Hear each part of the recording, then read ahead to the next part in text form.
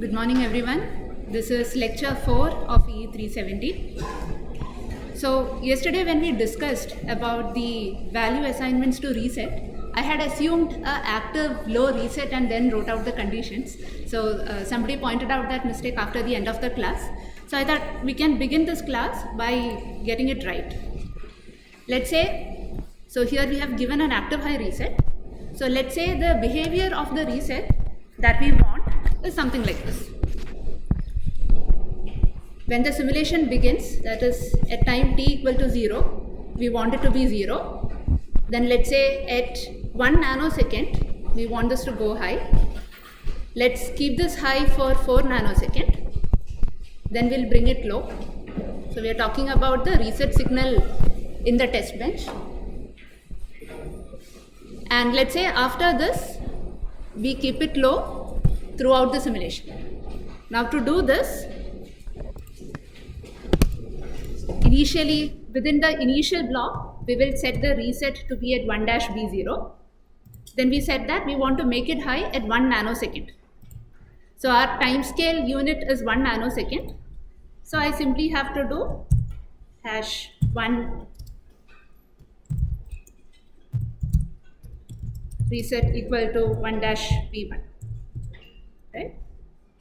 Now 3 nanoseconds after that is when we want the signal to come down, and then we want it to remain 0 throughout. So I'll just say #3 reset 1-B0. That's it. Now if you want to bring this up again after 10,000 nanosecond, then you will put in other conditions like this.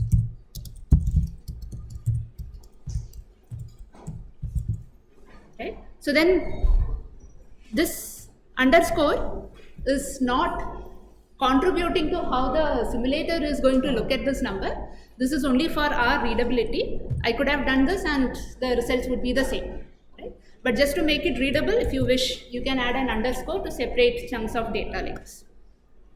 So now we are in a position to quickly go through the different constructs and syntax in Verilog. So let's do that. So this presentation has been prepared based on 2 references.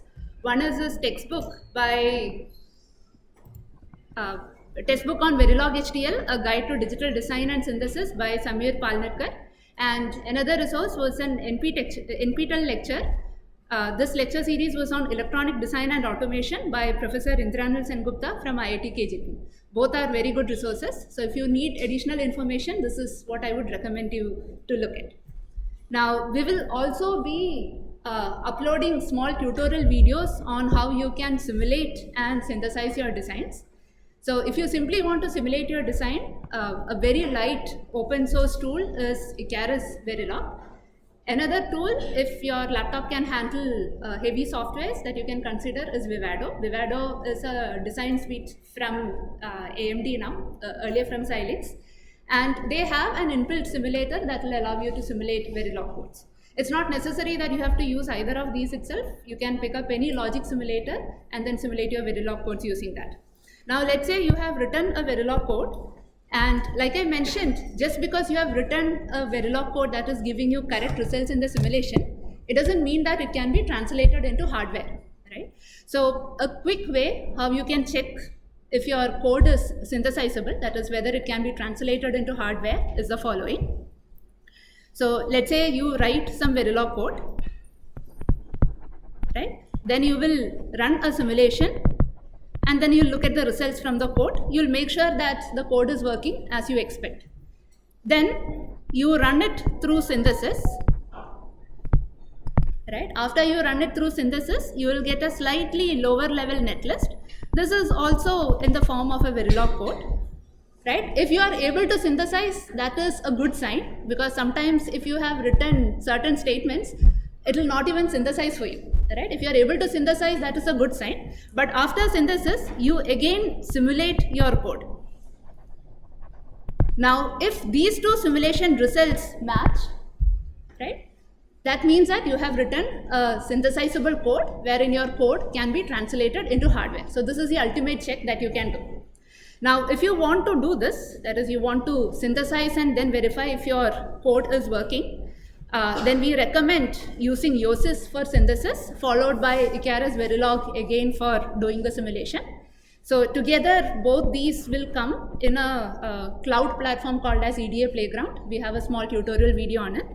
Or if you have installed Vivado in your laptop, Vivado can also do synthesis for you. So you synthesize and then again do a post-synthesis simulation to verify the results. This is okay? Right? Now, we mentioned that we have both synthesizable and non-synthesizable codes. We now know why we use synthesizable codes, because we want to design hardware, right? Where do we use the non-synthesizable constructs in Verilog? Why should we even have this set of constructs that cannot be translated into hardware? Is there a reason to have these around? If you want to access a memory, right, you still, so hardware memory? Like the RAM, the code has any RAM to see. Okay, so your statement is a little vague. I'm not able to say if it's correct or wrong, because it's possible that it can be correct. But let me give you a very, did we write any non-synthesizable codes in our classes so far? Yes. We wrote a test bench, right? That test bench cannot be translated into hardware, right? So when we say #1 reset equal to 1, this means that after 1 nanosecond delay, make the reset signal 1, right? You cannot synthesize these delay constructs, right? How do you make a hardware that exactly has 1 nanosecond delay? Right. Your designs are finally, so delay is finally going to be determined by some RC time constant or some current that is charging a capacitor, right? And eventually we know our circuit is going to be constructed using transistors. And the transistor properties such as mobility are going to vary with temperature, right? So just by the virtue of all of our circuit properties being a function of temperature, right, you cannot guarantee exact delays in a circuit unless you specifically design for it. And that specific design then becomes an analog design, right? You can't get an exact delay like this directly from a digital hardware. The best you can do is say that I have a clock signal and I clock it by 1 clock cycle delay. That is something that your HDL language can also model. But something like this doesn't translate to a physical hardware. It is there just so that you can write test benches that can be used for verifying your circuit. Okay.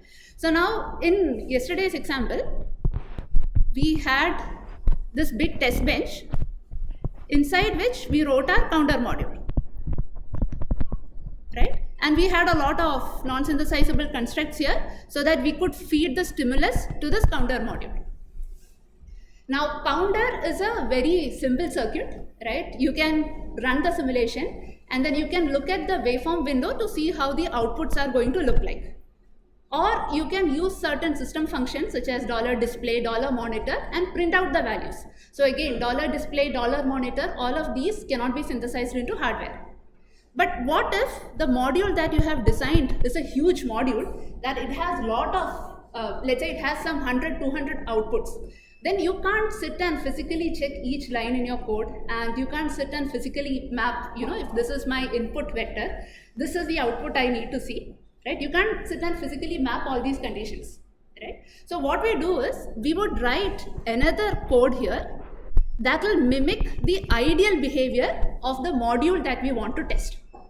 For example, you might be creating a fancy multiplier, right? And you have implemented it in terms of AND or gates. You have this nice algorithm to implement it, right? So you will implement your fancy multiplier here using HDL constraints, HDL constructs that are synthesizable.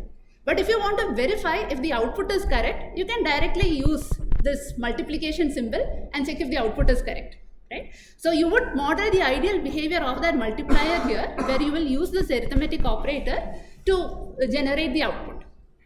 So we can use the non-synthesizable construct, one in the verification where you are generating the stimulus, maybe where you want to read a data from the file, where that file is mimicking the data storage in your memory, like in RAM. So that will become the example that you just mentioned, where you read in from a file, right? Then the other reason is where you want to model the ideal behavior of another circuit which is going to be implemented in hardware. But right now you simply need to see the ideal model for it. Right? So that can also be done using the non-synthesizable constructs.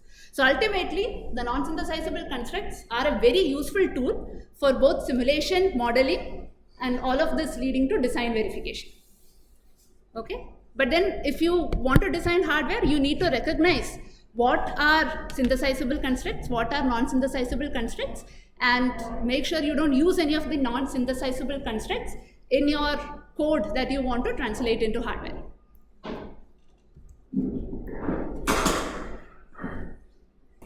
In yesterday's example, where we simulated for the counter, right? I know some of you started designing the counter in terms of flip-flops, in terms of adders, etc. But we wrote it in a single line with an arithmetic operator of addition, right? So that sort of representation, where we simply model the behavior of that circuit without worrying about how it is implemented, is a behavioral representation of the hardware.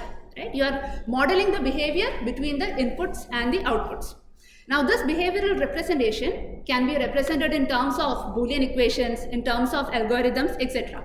So let me give a very simplified example for a 4-bit adder. Now I would start with the module definition. So the port list is mentioned here. I have two inputs A, B, then I have a sum and a carry output. Then I do the input-output declarations. And then I can simply say add A plus B, and then you put the results in both CY and S. Because S is declared as a 4-bit variable, it will be able to store the LSB 4 bits, and the final bit, if a carry is generated, that gets passed on to the CY variable. Right? This is a purely behavioral representation of a 4-bit adder. Now you could go one step lower and say that this 4-bit adder can be constructed using 4 1-bit adders, right? Where a 1-bit adder will have inputs A, B, and the carry input C, and you need to have a sum output S and a carry output CY. And then you can say that the S in Boolean expression can be represented like this in terms of A, B, C, and CY can be represented as AB plus AC plus BC, right? This is also a behavioral representation, right? You are not worried about where the AND gate is coming, OR gate is coming, etc. You are not explicitly writing it out, right? Just by seeing it, I'm sure we can all say number of AND gates, number of OR gates, etc. But that is not explicitly written. And then I can write a behavioral description just for that carry, a single carry in a 1-bit adder in this format, right? So this is not completely behavioral in the sense that I have broken it down into multiple 1-bit adders, and then each 1-bit adder I have broken it down in terms of sum and carry, but at the level of sum and carry, this has been written in a behavioral description, right? So this is another way in which you can code. Now the complete opposite of this is where you do a structural representation. This specifies how your different components are interconnected, right? So anytime you think of a circuit, it's basically a graph. It has nodes and branches that interconnect the nodes. So the nodes are therefore the logic gates, and all the interconnects that you do to connect one logic gate from to another, that forms the branch, right? So structural representation is basically taking this graph idea, and then you have these individual modules placed at the lowest level possible, and then you interconnect them using wires. Now, this structural representation, you can do it at module level. This is where maybe you are connecting 2-3 ALUs, a subsystem, a memory unit, etc. You go one level lower, maybe your ALU has multiple 4-bit adders connected together. One more level lower, you will implement each 4-bit adder in terms of full adders. Go one level lower, you will reach the gate level of AND or logic gates. And you can even go one level lower and implement it at transistor level in Verilog. Just that the transistor level circuits are usually not synthesizable. But that is, you can represent a transistor level circuit also in Verilog. So as you go each level lower, more details about the hardware implementation is being revealed. So I take the example of the 4-bit adder, right? A 4-bit adder, you can split it into 4 1-bit adders, and this each adder then can be split into carry and sum. So if I wanted to represent this purely in a structural representation, so I would start by defining a 4-bit adder's port list. Then we will declare all the inputs and outputs. You can see that I have also declared an internal wire called as CY out, and it is only 3 bits. So the next step is interesting. Here I have instantiated 4 objects, right? 4 instances. All of them are of the type add, right? And I have given an instance name B0, B1, B2, B3, etc. Right? Now, to understand what these mean, we first have to look at the module definition for add. So let me quickly show you that. So this consists of A, B, a carry in, sum, and C out. Right? For now, let's just assume that if I feed in 1 bit A, B, and C in, I get a sum and a CY out, all of them 1 bit. Right? And here they have been instantiated where the port connections are made by the order of the ports, right? Not by name. We have connected by putting the nets in the correct order. So for add B0, I feed in CI, which is the input to our system. So input CY in, this should have been CY in, followed by Y0, X0, and you get the output S0 and CY out 0. S0 represents the LSB of the sum. Right? Now this CY out 0 from the first full adder module becomes the input to the second full adder module. Right? The carry out of the second full adder goes as input to the third, the one from the third goes as input to the fourth, etc. Now at the end you have S3, S2, S1, S0 contributing to the output sum, and this carry out from the fourth full adder contributing to the output CY4. Okay? So this is a completely structural implementation of an adder code where we have defined our adder module like this. So inside the adder module, we have instantiated a module for sum and carry. I will give you the description for carry. I'm sure you can write it for sum. Right? So the port list is declared. We have inputs and outputs. And then I have written and. So an object has been instantiated, the type is and, instance name is G1, followed by output and the 2 inputs, right? So by the name and, I'm sure you recognize that this is an and operator. Now this is a primitive which is part of the Verilog language, meaning that I don't need to define this again, right? If I write and, Verilog knows the definition for this, and the syntax is and, you have to give the instance name. This first operand, the first variable here is the output, and the other 2 are inputs. So this is basically doing A dot B. This gives you T2 is A dot C, T3 is B dot C. And then I am ORing all of them to get the CY out. Is that clear? Even for the OR gate, this is the output and these are the inputs. And here, because T1, T2 and T3 need not be taken out of the module, these are not part of the port list, and these are declared as internal wires. This is clear? So the beauty of Verilog is that the same language is able to specify a given module at a full behavioral level model.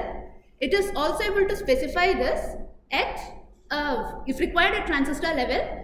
But typically we don't need to go to transistor level. You can easily describe it at gate level. So the same language can represent your design at multiple levels in the design process. And typically you would start with a behavioral description, and then you will go through CAD tools to get these at lower levels of abstraction.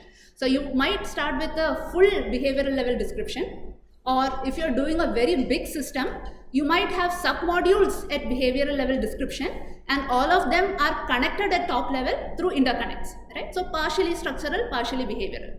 But then as you go through the design flow, you get closer and closer to hardware, meaning your Verilog netlist is going to be looking more and more like a structural representation, wherein you will have the lowest possible logic gates interconnected through wires.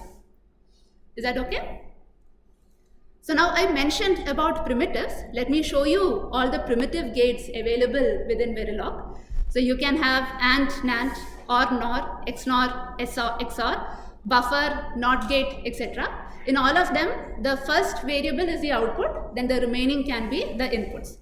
Now you also see some fancy terms like buff if1, not if1, etc. So before I can explain what this is, let me explain the logic levels that are possible in Verilog, right? On a hardware, what are the two logic levels that you know?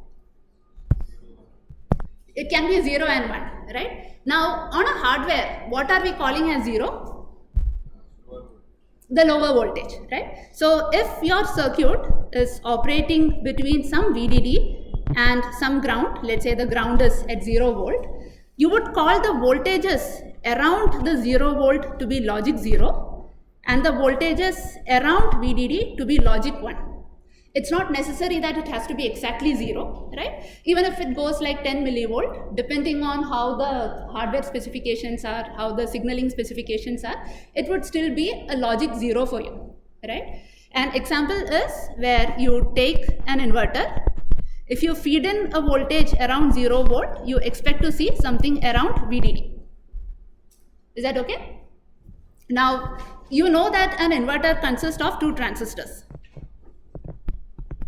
right? You have a PMOS and an NMOS.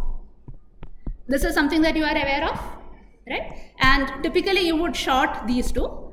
And then if you give a 0 volt here, your NMOS is off and your PMOS is on. Therefore, you have a path to VDD and you get VDD here, right? Let me ask you a different question.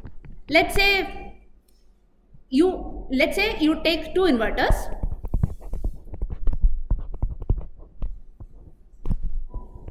and I short the outputs together.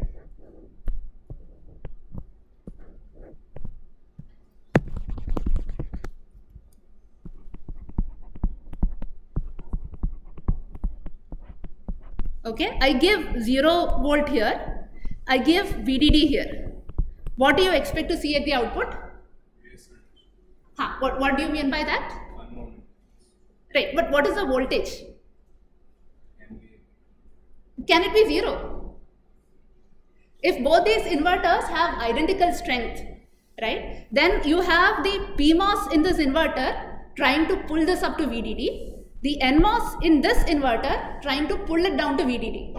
If they have similar strength, very high chances that you will end up with a voltage around VDD by 2, right? And you get something in this range where the logic is not defined, right? Then your digital circuit is in soup. It doesn't know what to do with that information. In Verilog, we represent this using the variable x. It simply means that it is an unknown value. It could be 1, it could be 0, it could be something else in between. We don't know. Okay. Now, the other possibility is, let's say you had a net, right, to which, let me show some circuit like this. Okay. And I make sure that both these switches are off. They are open, right? What comment can you make about this value? You don't have contention at that node. Two voltages are not trying to drive it, right? Now what comment can you make about this?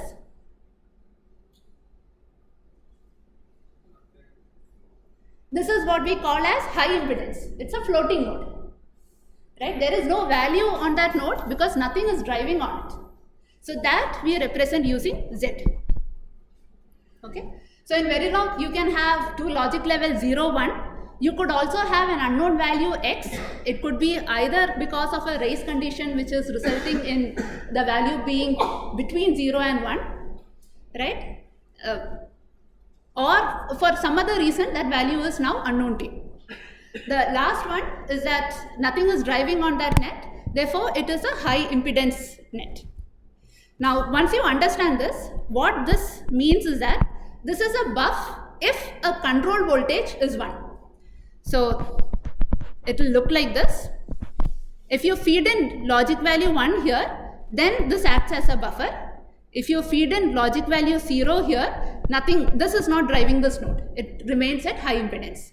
Similarly, this is a NOT gate if the control voltage is 1. So this is buffer if the control voltage is 0. This is a NOT gate if the control voltage is 0. That's all. These are primitives available in Verilog, which means you don't have to explain it further down. So the input to, instead of just having two inputs and one output, so one input and one output like in a buffer, you would have two inputs. One acts like a control, the other is the input. Not exactly like a mux, because you're not choosing between two different values. You're either choosing to make it act like a buffer, or it will simply not connect, not drive to the output. So it's either floating or it will drive this. If this was 0, it will make the 0.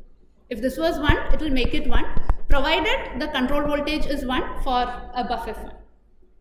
Right? You have heard of tri-state inverters and tri-state buffers, where the output can be 0, 1 or a floating state. This is similar to that, right? So again, you have seen an inverter, so maybe I can quickly explain this. Think of a circuit like this.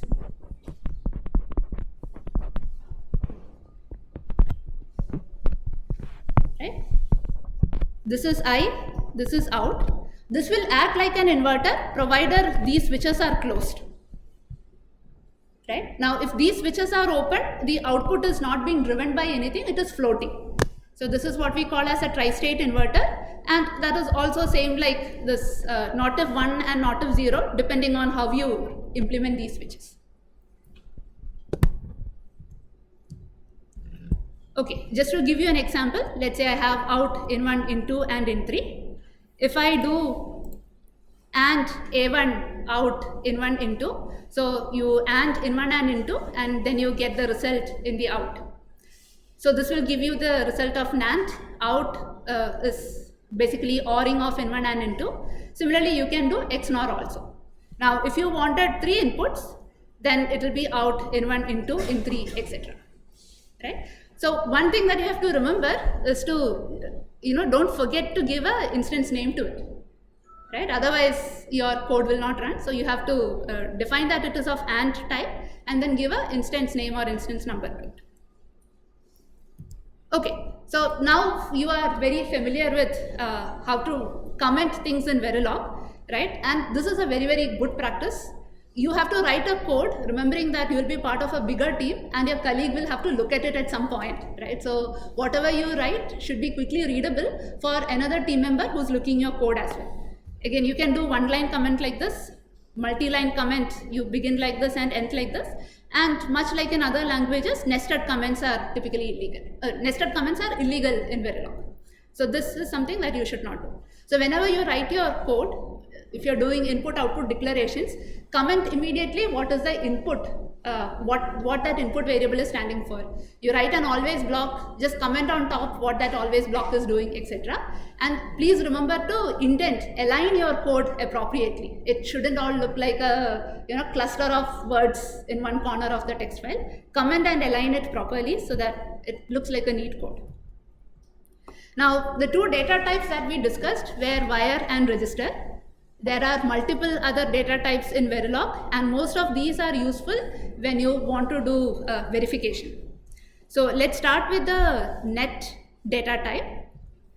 So again, commonly used net data type is wire. Output wire A is how you would declare an output port as a wire. Like I said, in input-output definitions, wire is the default data type. So if you simply say output A, it is understood that A is a wire data type. You declare internal wires like this. You can initialize the wires at the time of declaration in this manner. Now the other wire data types include wired and wired OR, a tri-net, tri-and, tri-OR, then tri-0, tri-1, tri-register, supply 0, supply 1, etc. So I'll take a quick example for wired and wired OR. Right? So it simply means that you have two wires that are being ANDed. So I could have a wired and out one and have two buffers driving onto out one. Right? Because this is a wired AND, you have to AND the value of these two and then assign it to out one. So it's 0 and 1, you AND it, you'll get 0. So the final value in out one is going to be 0. Similarly, wired OR, if two buffers are driving onto a wired OR, then the final value will be the OR of these two values. Right? So here 0 or 1, out 2 will finally have a value equal to 1. Now, the tri-wire has again similar syntax and functions as a wire, and it's useful again when you want to denote nets that have multiple drivers. So, for example, we have a definition for a mux. I have defined out as type tri. Then we have two buffers that are driving the out signal, right? So, you have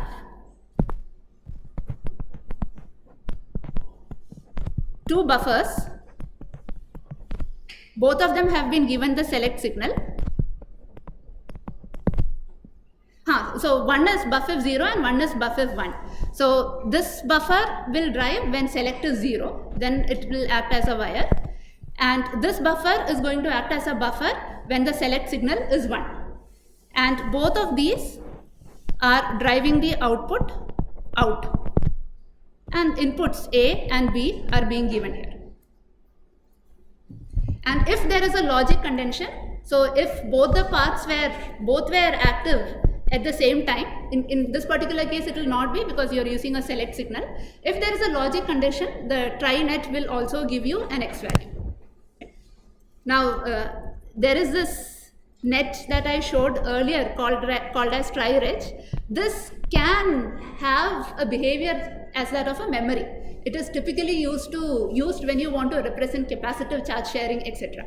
And the supply 0 and supply 1, they correspond to ground and VDD. So if you had a ground and VDD net in your Verilog code, you would call it as supply 1 and supply 0. Okay, now coming to registers, this can be used to implement a combinational circuit or a sequential circuit, and you always have to assign a value to it, either inside an always block or an initial block. Now you can declare the nets or registers as vectors. So for example, if I do wire A, that is a single bit wire. If I do wire 7:0 bus, now this bus has 8 bits. 31:0, bus A, bus B, bus C, all of them have 32 bits, right? So now if I do register clock, a 1-bit register 0:4 adder, that is a 5-bit adder, 5-bit register, right? So now you can do 0:4 or 4:0, right? Both of these are valid. What will happen is, let's say you had adder 0, adder 1, adder 2, etc. And let me take the example of a 3-bit adder register. Now, if I declare it as 0:2, right, and then I assign a value, let's say 6 to it, so that will be 110, the MSB will get assigned to this bit, right? So then this becomes 1, this is 1, and this is 0, right? Now instead, if you declare it as, so this is if you declare it as 0:2. Now instead, if you declare this as 2:0, then adder 2 will get 1, this is 1, and this is 0. Right? So now the order that you give, you can give 0:4 or 4:0, but the MSB will always go to this position, right? So it's a good practice to stick to one convention throughout your codes, and a reasonable convention would be this one, because that is how we typically think of MSBs and LSBs, right? Because otherwise what can happen is, let's say in this module you declared something as 7:0, and in this module you declared the same variable, it needs to be passed like this, you declared it as 0:7. Now your value has been corrupted as you go from here to here, unless you take special care of it inside this when you are transferring the data here, right? So if you follow the same convention, lesser chances that you will make a mistake. Okay, so now what we have shown here, these are all vectors where you have a single element that is n bit wide, right? When we say 0:4 adder, so you have a single element adder which is 5 bit wide. Now instead of this, if I did adder, let's say 0:4, now you have 5 elements which are single bit, right? And that becomes an array.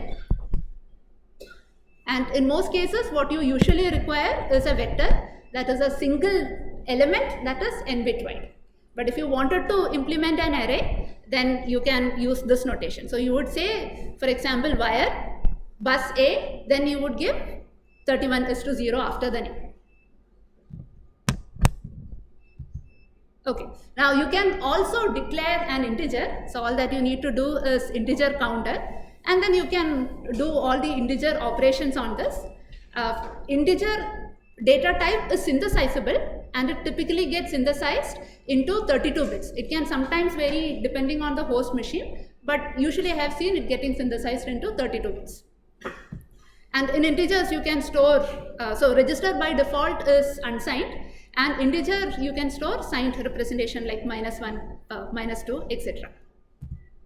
You can also do real numbers, so you declare them as real and then you give the variable name. So I can assign the value as 4E10. I can also do something like 2.13, and if you assign something that has been declared as a real number into an integer, for example here I think delta also had the same value 2.13.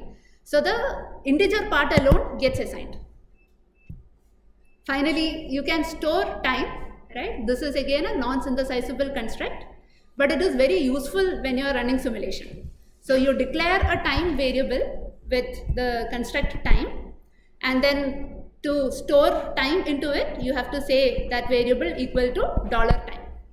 So now assume that you had a flag signal in your design, and whenever this flag signal is going high, you want to know at what simulation time instance that happened, right? So the sim time will now store the value of the simulation time whenever the flag signal goes high.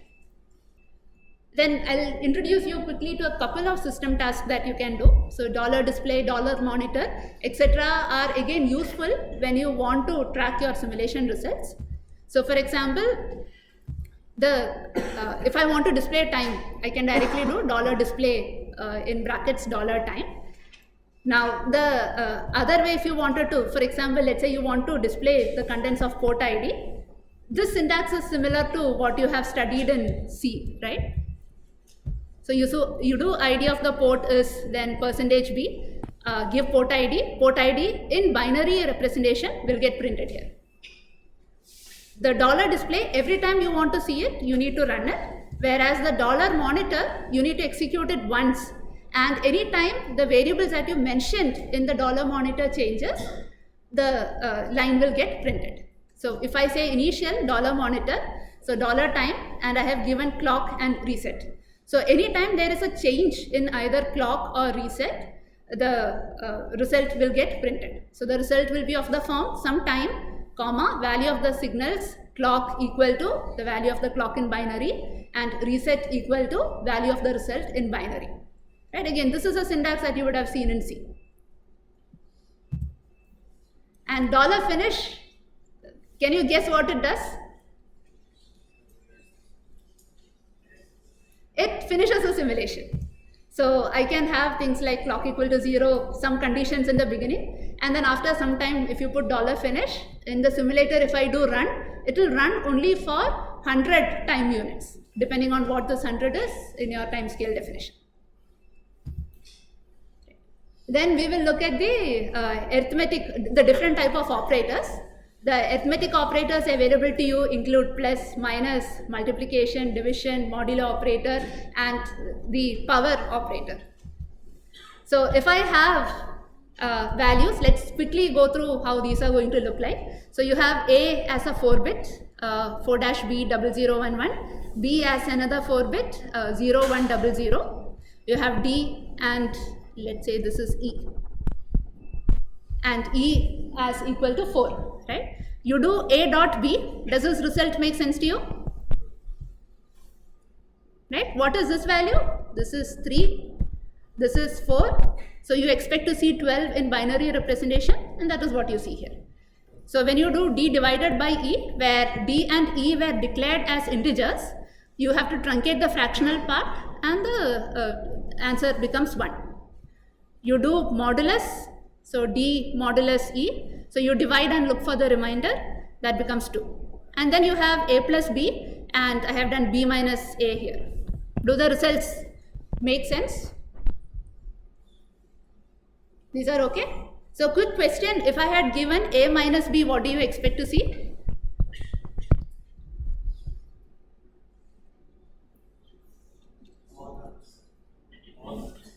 Sorry? So A is a 4-bit register, B is a 4-bit register. So what do you expect to see? All ones.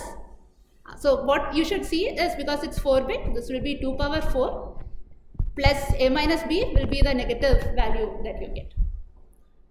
I don't think it is all ones. It should correspond to 14 if I remember right. This is 16 plus minus 1. Yeah, you're right, all ones, sorry. Right? And then you have the logical operators. You can do logical and, logical or, and logical not. So the result will then evaluate to a 1-bit value. This can be either 0, standing for false. It could be true, which means it's a logical 1, or X, where the value is ambiguous. Now, if an operand is non-zero, then that is equivalent to logical 1. Right? So we'll take an example. Let's say you have A equal to 3 and B equal to 0. If you do A double and B, right? So A is equivalent to logical 1 because it is non-zero. B is 0, so it is logical 0. So you are ANDing logical 1 and logical 0, that evaluates to 0. Right? Again, this is 1 logical OR operation with 0, that evaluates to 1. Now, if you do dot not A, then it becomes 0, not B, that evaluates to 1. What if A had a representation like this, where one bit is known, the other bit is not known? Right? Then if you do A and B, this will evaluate to ambiguous value. Can you tell me the result of this?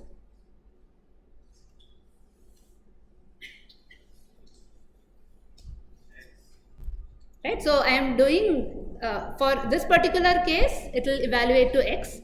If the values were completely known, you are checking whether A is equal to 2 and if B is equal to 1. Only if these two are true, will you get a logical 1 as the end result. Okay, so then we have the relational operation. So here I again start with some variables assigned to values. So you have A equal to 4, B equal to 3, and you have a value for X, Y, and a value for set where you have X written there. Right? So now A lesser than or equal to B. Is A less than or equal to B? No, right? So this is straightforward. A greater than B, true, again straightforward. Y greater than X. Is Y greater than X here? Right? Yeah. What about Y less than Z? Evaluates to X because you have ambiguity here.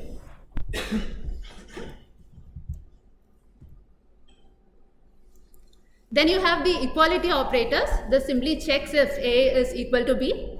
This is checking if X is not equal to Y. And this is checking if X is equal to Z. The last one is interesting, right? Because you have values, ambiguous values within Z, this will evaluate to X, right? But sometimes you may want to check two variables where this has some X, this also has some X, and if the X's are in the same position, you might be okay in calling them as equal, right? So then we have the operator called as case equalities, where you put 3 equal to. Now if all the bits match, including the X's and the Z's, then it can evaluate to 1 and 0. Okay, so this first set is called as logical equality, and the second set is called as case equality. Then you can have bitwise operations. So if I have an X and a Y and I do not of X, right? So every bit in this X is getting flipped. So this was 1010, this became 0101. When you do X and Y, where again this is a bitwise operation, you are taking this one and then you are doing a AND operation, right? So similarly X or Y, X or Y, X nor Y, etc. Quickly tell me if this is correct. So you have 1010 and 1101 and you are taking the XNOR of it. When does XNOR become 1? Yeah. When you have even number of ones, if both are equal. So this becomes 0, 0, 0 and 1. Okay. You can also have bitwise operation when you have this ambiguity in your numbers. So if you do X and Z, the ambiguity is here, right? If you have 1 and X, when you do an AND, you don't know what the result is going to be. If that X is 1, you can get 1, otherwise you can get 0, so you have to show the ambiguity here. But if you were doing Y and Z, where at this position you have 0, right? So some value you are ANDing with 0, that is going to be 0. So then you have no ambiguity here. Okay. So I'll take one more minute. You have what is called as, so just to, you should understand that there is a difference between this and this, right? When did we use double OR? Yes, that is when you are checking for the logic. So this is a logical OR and this is a bitwise OR. A reduction operator is used when you have a vector, or the operand is a vector, and then you do an operation on it and you get a single bit output. For example, if I say AND X, I am doing an AND operation of 1 and 0 and 1 and 0. OR X, I am ORing all these bits. XOR X, you are XORing all these bits. So this XOR X is a very useful operation when you want to do a parity check, where you have a vector and you want to check if it has even number of ones on odd number of ones. You had a parity checker which you studied in ESC 201, right? So this XOR and XNOR are very useful operations for that. And you can have a shift operation where you shift this vector to left and right. So if I say shift X to the right side by 1 unit, all of this will get shifted to right by 1 unit. So the LSB goes off and then you have to add a 0 to the MSB. Similarly, you can shift it to the left. So all of them get shifted to the left. You have to add a 0 to the LSB and the MSB then goes off. So if you do a left shift by 2, then you simply have all zeros for the given X here. And this is very useful when you want to model shifting and adding algorithm, multiplication by 2, division by 2, etc. Right? If you have a binary number and you want to multiply it by 2, what is the best method?